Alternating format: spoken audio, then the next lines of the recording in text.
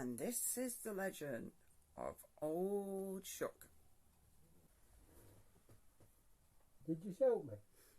No, go away. Hello, this is something I found on the Manchester Evening News. I was looking for haunted places in my local area, or, legends and things like that. And this is something I found. I'll put a link in the description. There's more than one story as well, but I won't read them all. I'll let you go and read them yourself. But this is one about Black Shuck. It says, the ghostly hellhound has been part of folklore across the UK for centuries, appearing either headless or with malevolent flaming eyes. The huge sinister beast is said to be an omen of death, and just a single glimpse could bring about a fatal curse.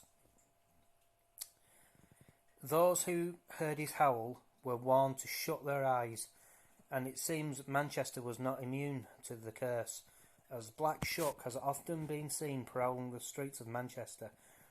There have been reported sightings of the beast near to Manchester Cathedral, with one in 1825, stating it jumped up at a tradesman outside the church.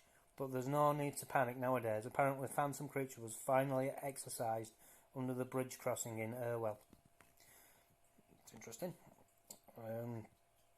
Near Manchester Cathedral. Apparently it's been exorcised, but you could go and have a look, I suppose, if you wanted to. It's a public place anyway, so I don't see why not. Actually, I will read another one out because it's a bit short in it. Let's see. I thought I cancelled it then. I haven't. The Screaming Skull of Wardley Hall. What's this about? Wardley Hall, the early medieval manor house in Wardley area of Worsley, is one of the few buildings in the northwest to have had mention in the Domesday Book. Before it was occupied by the Roman Catholic bishops of Salford, it had a checkered and chilling history and was known for 200 years as Skull House. So I'm just scrolling.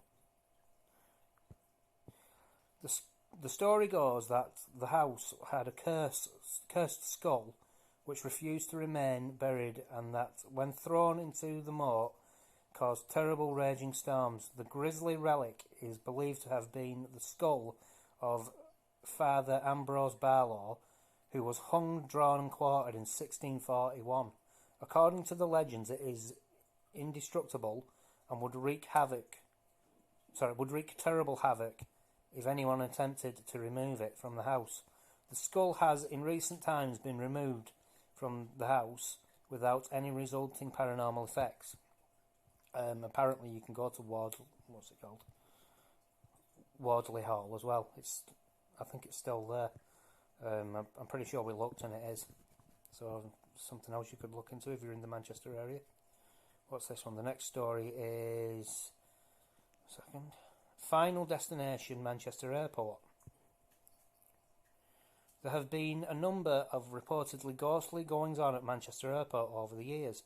Documents dating back to the 1970s showing a string of strange encounters concentrating in an area which is now Terminal 3 departures gates.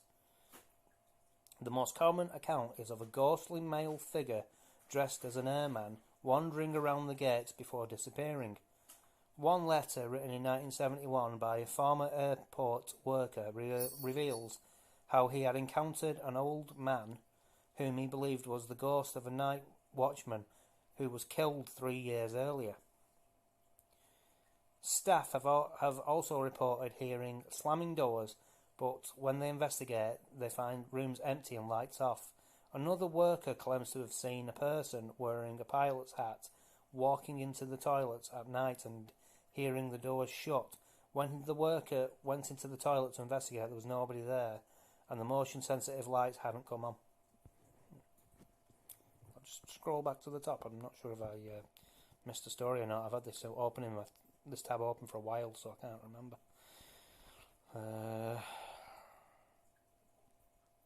See what it says up here. Yeah, there is one more. I may have done this on another video. If I have, I'm sorry to repeat myself. The Boggart of Boggart Hall Clough, or Boggart Hole Clough, sorry. Boggart Hole Clough, the beautiful urban park in Blakely, has a dark and troubling urban legend attached to it.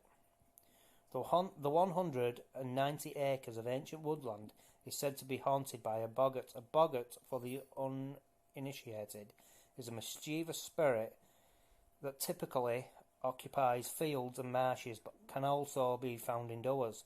Though mostly known as mischief-making creatures that has the ability to turn milk sour, making objects disappear and make dogs go lame, they also have a darker side. Well, it's pretty dark if you're a dog, isn't it?